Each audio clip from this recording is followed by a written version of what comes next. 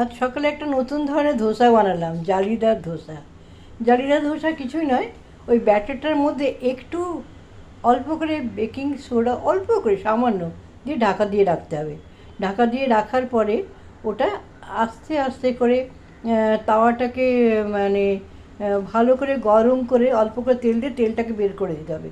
বের করে দেওয়ার পরে ধোসাটাকে ফ্ল্যাট করে তারপরে ওটাকে দিতে হবে। তারপরে আস্তে আস্তে করে সিমে রেখে ভাজতে হবে।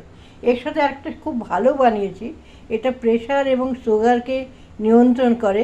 এটা হচ্ছে মানে তুরাইয়া দিয়ে সাম্বার ডাল। তো এটাতে কী হবে, প্রেশার এবং সুগার দুটোকে নিয়ন্ত্রণ করা যায়। আলাদা করে সবসময় বানানো সম্ভব হয় না, না? তো এই দুটো আপনারা বানিয়ে খেয়ে দেখবেন, খুব ভালো লাগবে এবং শরীরের জন্য অত্যন্ত উপকারী।